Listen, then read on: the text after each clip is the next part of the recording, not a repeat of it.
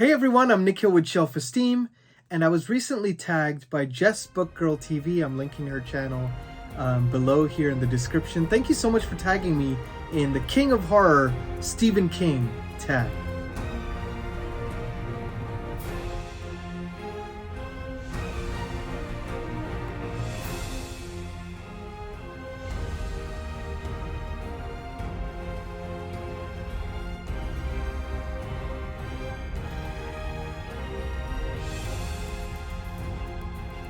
Hey everyone, again I'm Nikhil with Shelf-Esteem, composer for film, television, and gaming, specializing in book adaptations, and I'm very excited to debut on the channel my first ever tag video. So still figuring out how all this goes, but basically I was given a wonderful tag by Jess Book Girl TV. Definitely check out her channel. She has a lot of great content there, including our shared love of Stephen King. And so I'm going to answer 18 questions about the author Stephen King and kind of my experience in reading him. So without further ado, here's the first question. Question 1. How did you get into reading Stephen King? So when I was about 13 years old, I started getting into horror movies a lot. I was watching like Halloween, Friday the 13th, Nightmare on Elm Street.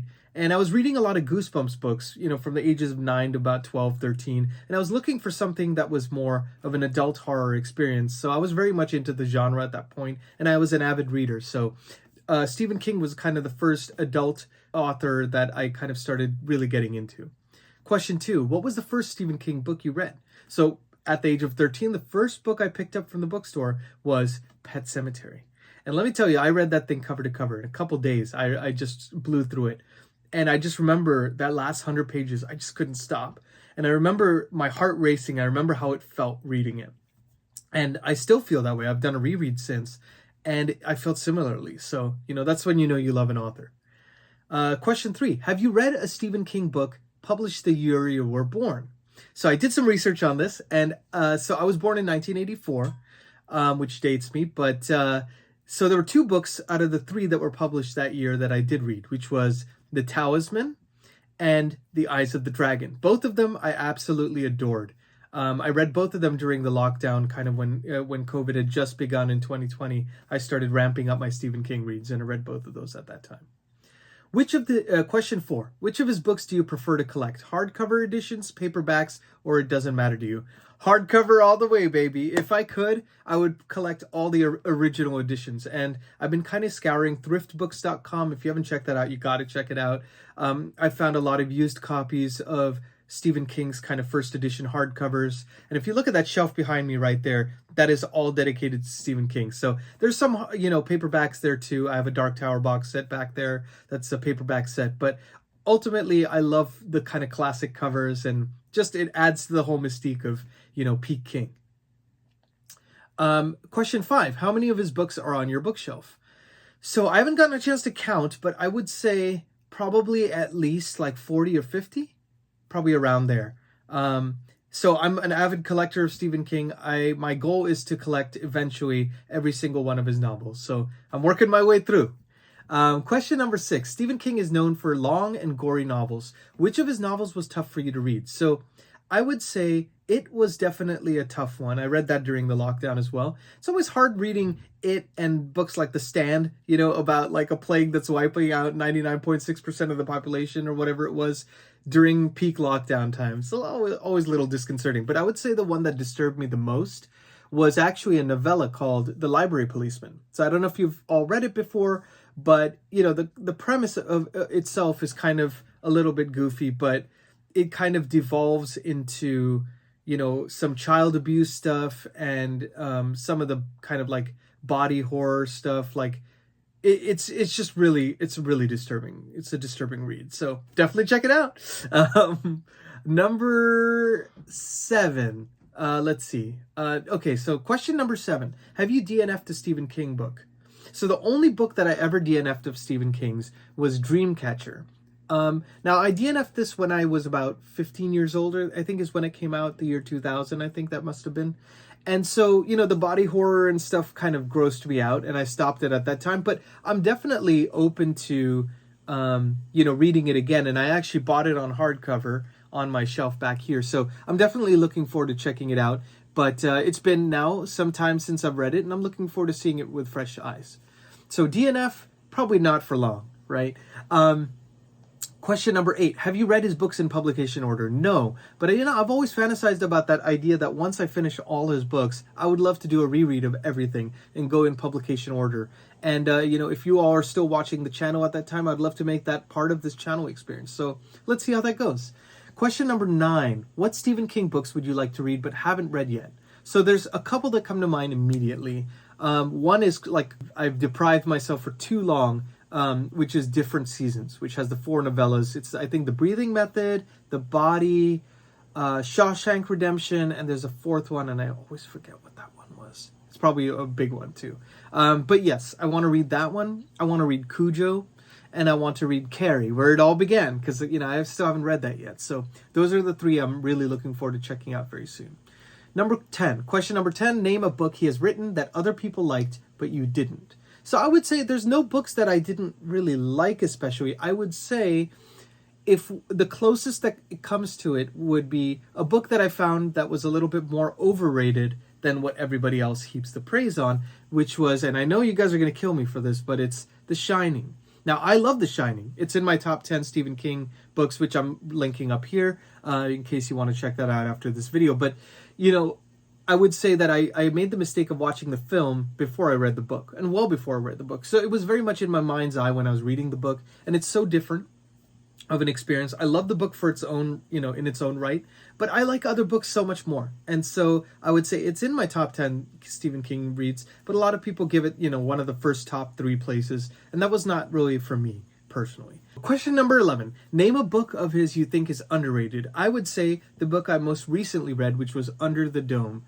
People kind of say it's long, it drags. I didn't get that experience at all. I mean, it's over 1,000 pages, and I was riveted from start to finish. You get to know this whole town. You get to experience kind of what humans do to each other when they devolve in a society where there's a dome that cuts them off from the rest of the world. How would they behave? How would morals kind of start to fly out of the window? So really fascinating character study, even beyond the supernatural stuff. If you haven't checked it out, you got to check it out. And I just wanted to let you know also, I'm going to link all the books that I describe in the comment section as well. So check them out over there. Let's see. Question number 12. Creepy characters. Which Stephen King characters would you like to have dinner with? I would say they're not maybe creepy. I would say, Stephen King characters I would want to have dinner with would probably be Jake Epping from 11/22/63. Just seemed like a cool guy. Maybe he'll help me travel back in time to the 60s. One of a dream of mine. And the second character would be Eddie Dean from the Dark Tower series. Just seems like a cool guy you'd want to have a beer with. I don't know if I'd be wanting to eat the stuff they were eating in the Dark Tower series, but that's another story altogether. Question number 13. Has Stephen King inspired you to start reading and writing? So I have only ever written short stories when I was younger. I haven't really kind of gone into the writing direction. Actually, I've gone more in the music direction. So as I mentioned before, I compose for film, TV, and games. And I've been very inspired by Stephen King. And I was, he kind of helped me read a lot of adult novels in my teens. And then I took a break for about 10 years in my 20s from reading entirely because, I was burnt out from college stuff and I was working a lot and working on music a lot. Then I kind of restarted reading in my early 30s again. And the Dark Tower series was a big impetus for that. So yeah, on both sides of, in both phases of my life, he was kind of the impetus for me reading and restarting reading again. Question number 14. If you were able to meet Stephen King, what would you say? Probably blather on and ramble about how much I love his writing and how much he's been an influence on me. But I would probably say, can you put in a good word for me to write some music on your upcoming adaptations? Because that would be like a dream come true, to work on a Stephen King project and get to, be able to have a dialogue with him in a creative way. That would be just like the dream come true. Number 15. Question number 15. Have you ever been to Bangor, Maine? No, but I would love to walk by Stephen King's house one day in like a non-stalkery way and just kind of take in the atmosphere and just kind of see, the place where this genius is doing all his writing. So, Question number 16. Which do you prefer more, his books or movies? Absolutely books, almost exclusively. I would say the only exception being The Shining. I would say if I was to put them side by side, ultimately I prefer the movie. But of course, the movie couldn't have happened without the book. Question number 17. Name your favorite Stephen King movies. So The Shining would definitely be one of them. And I would say actually a TV series that doesn't get much love is the 11/22/63 adaptation. I think it does meander a bit, of course, as some of these are wont to do. But I would say that, you know, Jake and Sadie as characters in the casting, I thought they were really, really good. And I think it captured the spirit of that book in a lot of ways. So I would highly recommend that one. I think it was a Hulu series, if I remember correctly. So if you haven't checked that out, definitely check that out.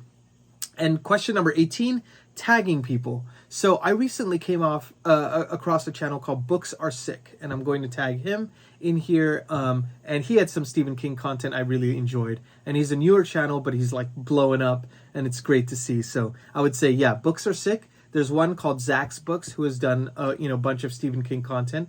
And then if I know Dave's probably a busy guy, but Dave Munson of Dave Reads King, I'm also tagging him below. So if any of these people want to join in and participate in this lovely book tag experience that was started by Just Book Girl TV, then please feel free to join us, and would love to start a dialogue with you all. And I would love to know also of the books I've mentioned or some of these questions.